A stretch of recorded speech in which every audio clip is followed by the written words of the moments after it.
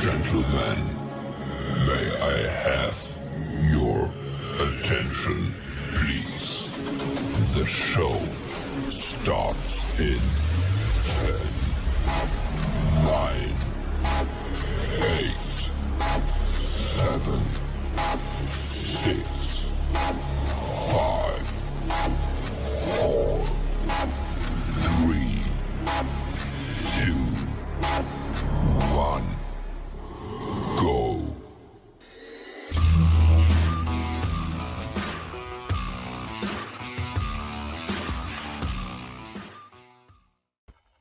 Good afternoon and welcome to another broadcast of The Right Fit. I'm Darryl Jacobs, your host. Join me every Friday at noon Eastern Time with decision makers both from collegiate athletics and the professional world of sports. But joining me today, I'm very excited to have a college president of Lincoln University, Missouri, Dr. John Moseley. Dr. Moseley, welcome to the show. Thank you so much, Darryl. It's very exciting to be here with you to have a great conversation and to dip my toes back into the athletic world for a little bit today. Absolutely, and they're going to be very interested to know your background and how we connected to a degree via a certain institution, and we'll talk about that later. But before we get to the Q&A, Dr. Moseley, tell us a little bit about your journey into the presidency, where you're at now, and prior to the presidency at Lincoln University, Missouri. Well, like many of your viewers, I'm sure I grew up as a huge hoops fan. I'm about 6'4". I love the game. I love the play. I was just way too slow and too unathletic when I went to East Carolina. And so fortunately for me, Joe Dooley said, "Hey, what do you want to do?" And I knew I wanted to coach at that point. And so that put me on my journey. And I was really fortunate to work at some great institutions, the University of Delaware, which I'm sure we'll talk about, Wright State in Ohio, Winston-Salem State with Bobby Collins. Went back to East Carolina to work under Mac McCarthy. Ended up at North Carolina Central for 4 years with Lavelle and that program as it was taking off. And was fortunate to become a head Division II coach here at Lincoln University. Never imagined that my path would take me from coaching to a college presidency.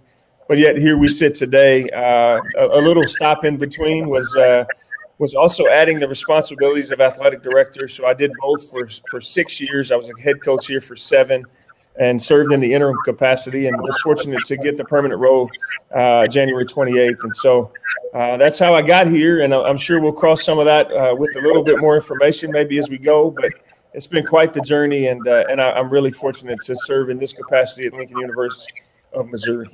Well, you're talking about transitional skills and transferable skills. You are definitely a testament and body of that, as well. But tell us about Lincoln University, Missouri, for the listeners and viewers who may not know. So we're a historically black college and university in Jefferson City, Missouri. We're the only university in the country founded by soldiers that actually fought in the Civil War. We're founded by the soldiers of the 62nd and 65th Colored Infantries, along with their white lieutenants.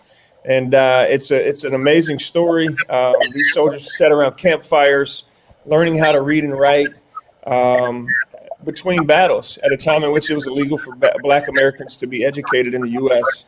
And from that came this dream of starting a university. And so here we sit 156 years later. We're founded on the premise of providing an education for all. And that changed in 1954 with Brown versus Board of Education. We're one of the most ethnically or racially diverse institutions in the country, with nearly 40% of our students being white. And so it's but listen, I've worked at 3 HBCUs now, including Winston-Salem State, North Carolina Central. Being from Warren County in North Carolina, I grew up in a community in which it was a lot of racial diversity. And so it really fits me. It fits my personality and things that I believe in. And so we are here today with about 1,700 students, about 1,100 of those full-time. I'm in a position where I'm expected to grow enrollment like every college president. And so now my scoreboard is enrollment numbers, credit hours, and graduation numbers. And so it has been a lot of transferable skills from the coaching ranks. And I consider myself fortunate to have learned many of those lessons in the world of coaching that I apply daily now as a leader of this university. Well, don't forget fundraising as well. Part of it the president. Absolutely. Well, you got to do that as the athletic director. So that's another natural transition from that seat. And so even though it's really, I have heard of another one here this summer. When I got promoted last spring to interim, I had one former athletic director that had made the transition to president reach out to me. And so many of the skills, I mean, you work with students, you work with administrators, you work with faculty and staff, you're in the community, you're raising funds, you're working with the alumni. It's a lot of skills that I think are beneficial. I really am thankful that my path took me the way it did. When I was in the world of basketball and when I got my start, it was more on the administrative side, the organizational skills, the structure. And so I think much of that still benefits me as I sit here today. Well, speaking of athletics, what does athletics look like at LMU? So we're Division II, NCAA Division II. We play in the league with Northwest Missouri State. They've won, I think, 3 out of the last 4 national championships in Division II. It's extremely competitive. We consider ourselves to be the SEC of Division II because football is so prominent in our conference. Between Northwest, Pitt State, Fort Hays, UCM, a lot of schools have also won national championships in football. I think our league has had a national championship in at least one sport for like the last 12 or 15 years. And so it's extremely, extremely competitive. We have 11 teams here at Lincoln. We sponsor 11 sports. We have won 14 national championships in the sport of women's track over like the last 17 or 18 years. As we enter nationals this weekend, both our men's and women's track teams are rated in the top 10 in the country. And so we have hopes that if we can muster enough points that maybe we can get another national championship in one of those 2 sports this weekend. Listen, my background being what it is, I have a passion for athletics. I see so much value in what it does for a university. And that's what we're trying to implement here. We grew the Blue Tiger Athletic Club. It's something we started after I took over initially as the interim AD in 2015. Now we have one of the largest in the MIAA. We have over 500 members in our Blue Tiger Athletic Club, many of whom were alums.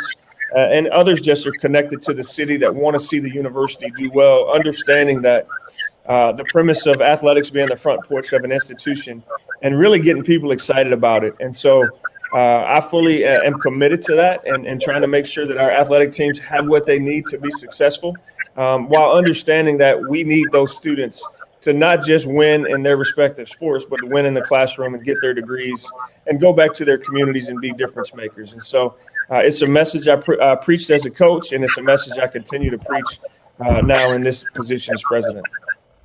Well, you're the kind of president that us former coaches would love to have because you're the athletic president. A lot of coaches look for that. But recently, you just hired a men's basketball coach. I want you to talk a little bit about that process. And I'm sure a lot of the candidates who actually apply for the job knew your background as a former college coach as well. And that was very attractive to them, I'm sure, because anytime you got a president that's pro-athletics, that's going to help your cause in terms of getting the resources that you need. Talk about your recruiting and hiring process regarding the new coach, and why did you decide on this coach?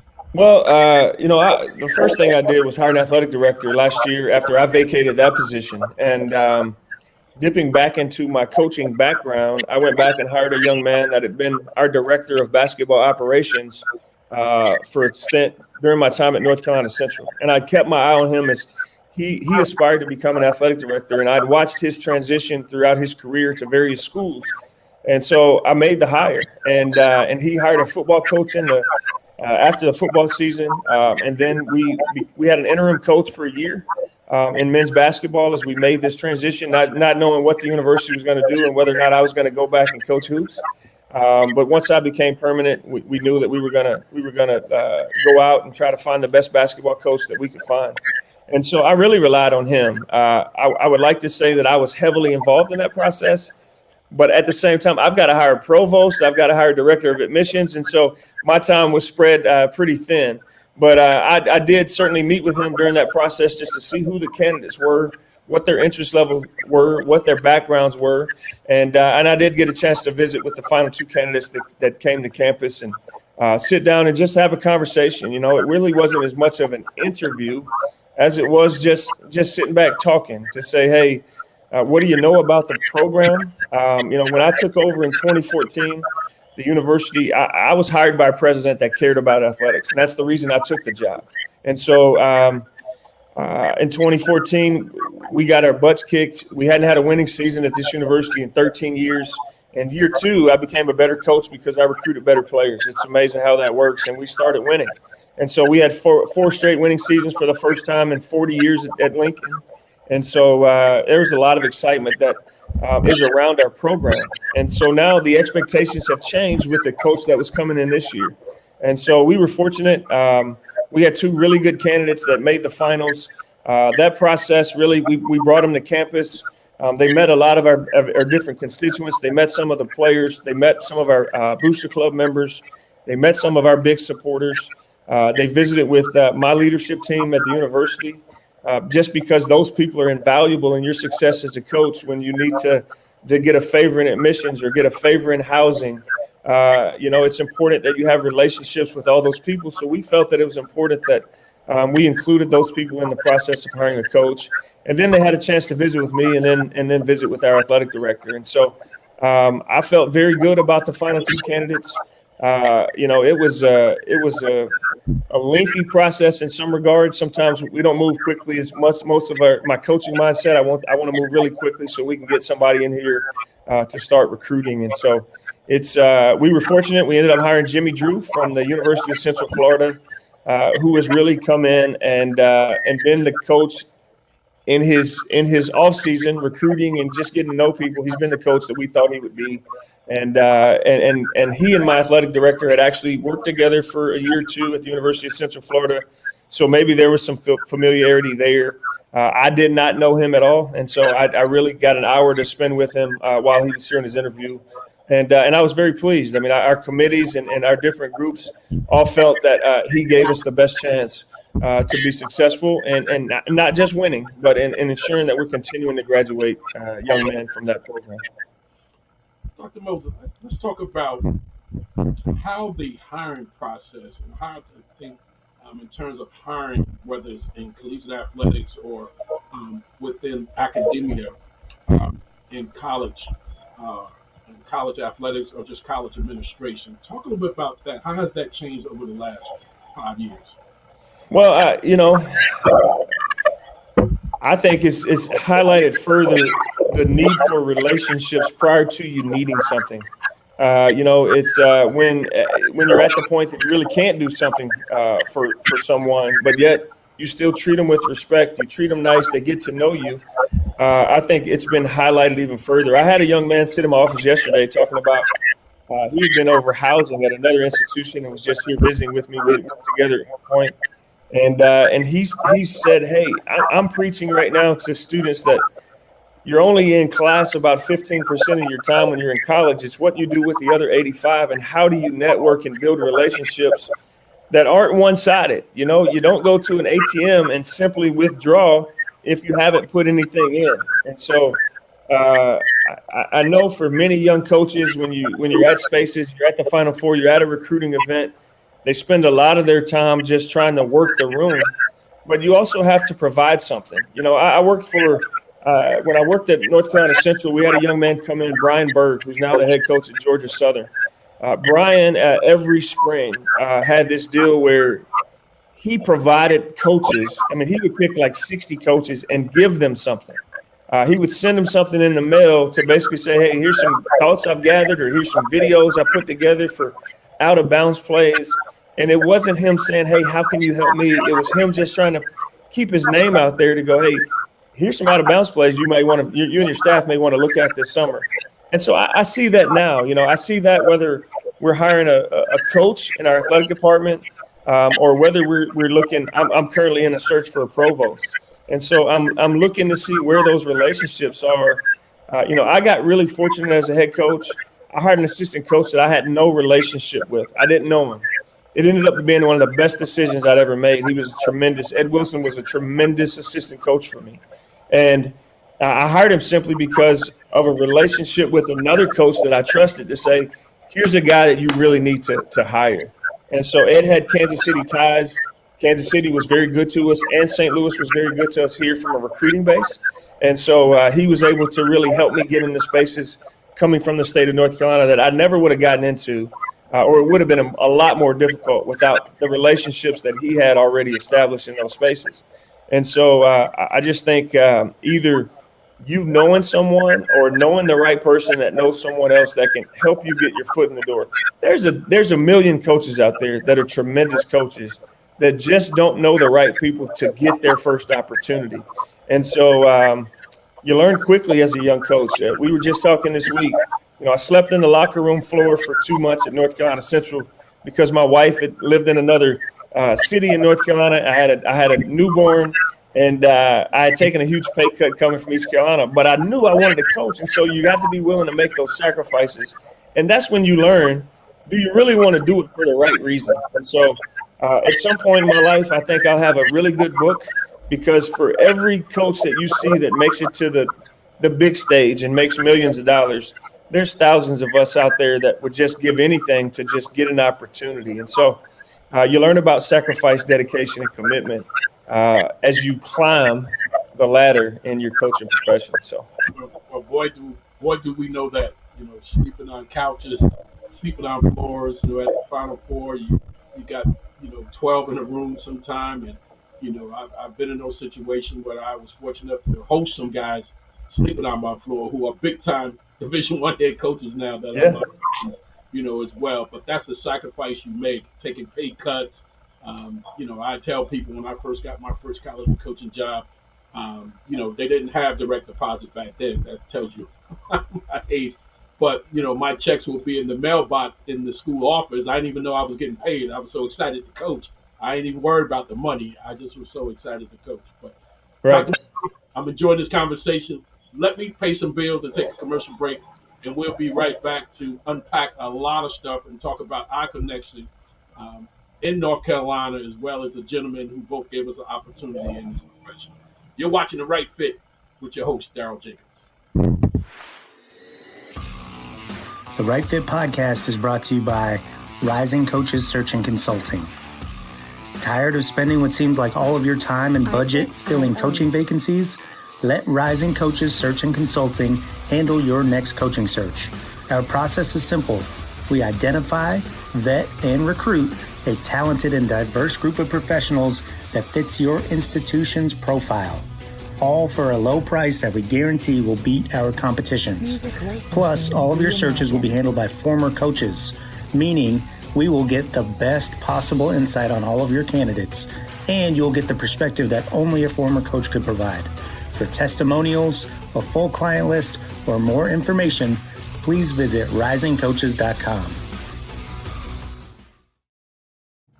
Welcome back to The Right Fit. I'm your host, Daryl Jacobs. I'm here with my distinguished guest, my first president of The Right Fit, Dr. John Moseley, president at Lincoln University, Missouri. And we're talking about The Right Fit, but we're talking about some other things as well. Dr. Moseley, let's talk about the do's and don'ts. You mentioned about having those relationships in terms of what you see has been the change, and we talked about that. Let's talk about the do's and don'ts. Give me 2 do's and don'ts during the interview process. Dudes, I think you learn as much as you can about the university. You have to understand the difference in the constituent groups in which you're speaking to and what message they need to receive. As a president now, I want to hear you talk about our university and what's going to make your program. What are you going to sell in your program as it relates to our university? What can our university do for a young person that's coming in? Obviously, as a college president, you want to make sure people are doing things the right way. And so you do your best to try to figure that out just in a conversation, the character of the person and kind of the situations that they found themselves in and how they were able to manage those. The don'ts is, it's a fine line between having confidence in yourself and really saying and really walking out of an interview, leaving the person that interviewed you going, man, it's all about them. It's not about their athletes. It's not about their student. It's not about the community. It's not about the university. Everything is them. That can be a challenge. And so And then just, it's hard to say because there's really good coaches.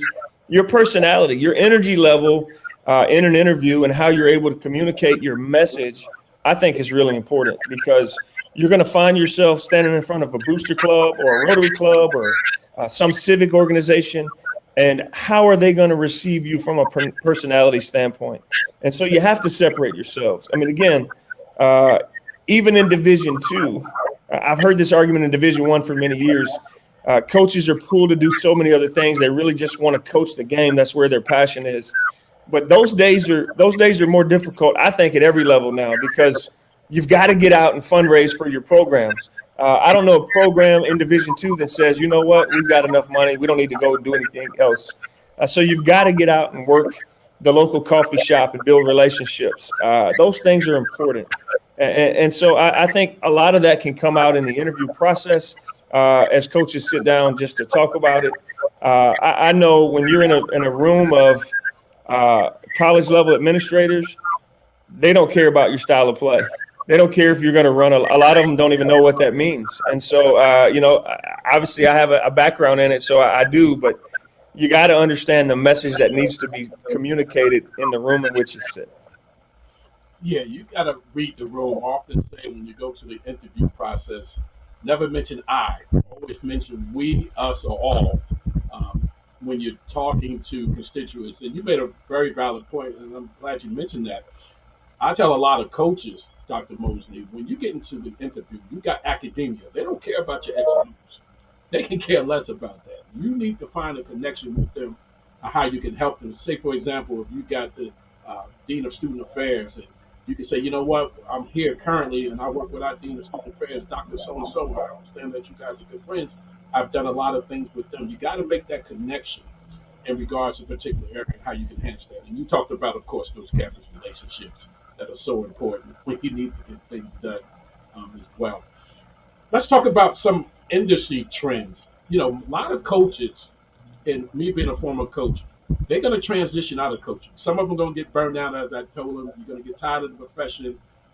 It's not going to move according to how you want it to move. You're not going to move as fast as you want to move, and you're going to need to transition.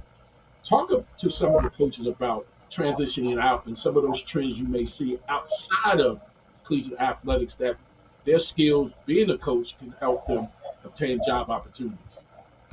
Well, I can speak for me personally. I've had many opportunities to go into sales. I mean, your donors come in. They're making huge amounts of money, and they go, hey, listen, if this doesn't work out, I'd love to hire you. I mean, as I made the transition over the last year, I was very confident as an interim president because there wasn't pressure from the standpoint of if I don't get this, what am I going to do?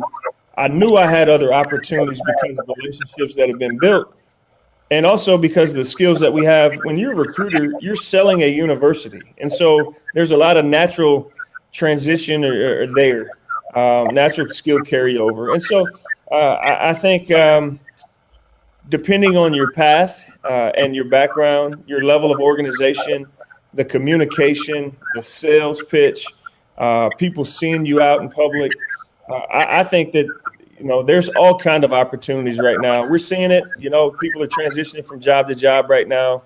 But I will say, going back to my coaching career, and some coaches, I mean, it's May, so maybe not as many. But when you go through that first experience of your head coach being replaced and you losing your job as a result of that, that's a big kick in the gut for you. And again, that's a time in which you really figure out whether or not you're committed to staying into the game or whether it's time to make that transition. I think most times, in your heart, you may want, there's a part of you that maybe you want to stay in the profession, but you go, I can't, it's time. I don't like this part of it, that part of it.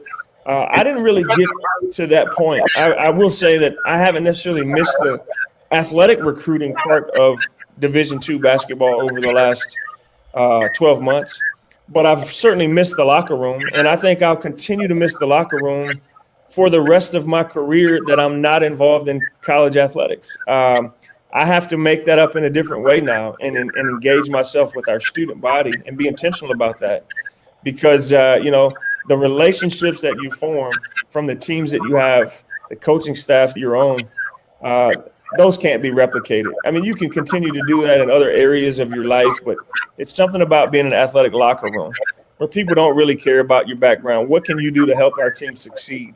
That I think is one of the greatest joys that I had in my time in athletics. But getting back to your original question, transition, I think and I think many of your skills in athletics and coaching particularly are transferable to various careers that you find yourself maybe having an opportunity to engage with. I tell you, I've been on several committees, and a lot of times when you go through the hiring process, people always want to hire somebody that has experience in that particular area, and they don't think outside the box, as I would say. And I've been in those situations where I say, you know what, this person is probably going to be better at this job than this person, even though that person has experience. And they say, why? I say, well, have you looked at their sales background, how successful they've been in sales compared to this person who never been in sales but been in that particular job? I said, I think this person will probably be better because he's a people's person or she is a people's person. This person is more been closed in. And you want to try to build that product or whatever you're trying to do. It's going to have to be about building relationships. And I said, this person can do it. This person has just been in a cocoon in a box. And that's why, you're looking at them because they've been in the job, but you're not looking at them beyond thinking outside. And I said, this person has a growth mindset. And I think this other person has a fixed mindset. So I've seen those situations, as well. Let's talk about differentiators when it comes to a lot of candidates, a lot of coaches particularly call me and say, hi, how can I differentiate myself during the interview process from the other candidates? Which is a hard question. Most of the time I say, hey, it could be your personality. It could be you making a connection. It could be you having a, whatever your core values are, leaving them with something in terms of your core values, or having a relationship. I have done it by just cracking jokes, doing a joke and having a stand-up. I was kind of a stand-up comedian and working the room a little bit. And I have said I have differentiated myself because I made a joke that they really identified with it. And they say, hey, your personality really stood out from the other. Talk about some of the differentiators you think for some of the candidates that may make a difference. Doing your homework, if you have an opportunity to find out who it is you're going to be visiting with and finding something out about them prior to walking into the room or knowing who they are. Hey, I read about all the great things you've already done in student affairs, or I know what, I saw where you guys recently added these 3 academic programs. I really see that the market, your students are going to be attracted to come here because of that. I think those kind of things. And for me, it depends on the interviewer and what it is that they're really looking for. But personality and the ability to communicate and positivity and energy, I think are just really important. I want to know that the people I associate myself with are passionate about what they do. I think that there's something to be said for passion. Depending on where you're fortunate enough to work, I don't care how much you're getting paid, you're going to always want to get paid more. But nobody can ever match your passion. Your passion has to exceed your desire, I think, for payment. And I just believe that if you do things well in the right way, you'll eventually get your opportunity. Many people do. There's a few that never do, that are great and are due an opportunity. But I think more times than not, if you just work your rear end off, you'll make your own breaks. But I think when you walk into that room, what kind of presence do you bring with you? And I even got this advice as an interim president when I was going through the hiring process back in January.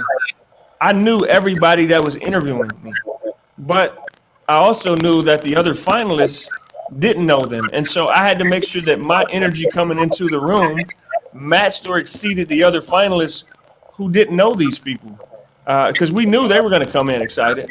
And so I had to act as if I didn't know the people that I knew, just so they saw my energy and got to have the same kind of exchange as I walked into the room. And I thought it was great advice. A former president had given me that advice, and I thought it was great advice, and I took it, and you could really notice a difference in the interviewers just by their reception of hey, how are things?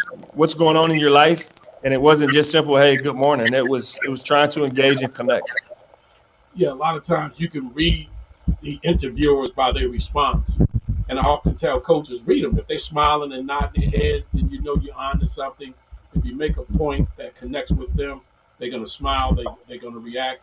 A lot of times, I just recently had a coach I'm mentoring say, what can I do during the interview process? I said, talk about the strategic plan. I said, a lot of coaches don't talk about the strategic plan and how you're coming in your position as a coach. How can you help implement or contribute to that strategic plan? The young man got the job. He said, Coach, I blew him away. I said, yes, I've been on both sides. I've been on the administrative side. I understand exactly. But I said, a lot of coaches don't talk about strategic plans, whether it's athletic strategic plans or the institution strategic plan. And believe it or not, Dr. Mosley, some institutions don't have an athletic strategic plan. Right. And sometimes that's not up and visible. So those are the kind of things that can be differentiators, coaches, if you're watching. This is the best part of the show, Dr. Mosley. I love this part of the show. This is word association. I'll say a person, place, or thing or phrase. You say the first thing that comes to mind. Warren, North Carolina. Hometown. Love it. East Carolina University, the Pirates. Go Pirates. Family. My why. And finally, Lincoln University of Missouri. Passion, pride, and progress. Dr. Mosley, I want to thank you for taking the time. In case the viewers and listeners don't know, our connection, and I'll talk a little bit about it now. We both coached at the University of Delaware. I actually came after you, and the gentleman that both gave us our opportunity is Mr. David Henderson, who's a former Duke player, former assistant coach at Duke, now scout with the Cleveland Cavaliers, and we're both indebted to him for giving us the opportunity to continue our careers in this crazy profession at the time of college basketball. But thank you for taking the time this afternoon to join us. I want to thank the viewers and listeners for tuning in as well. Join me next Friday for another exciting guest here on the Right Fit Podcast. Until then, please stay healthy, stay safe, and have a great weekend.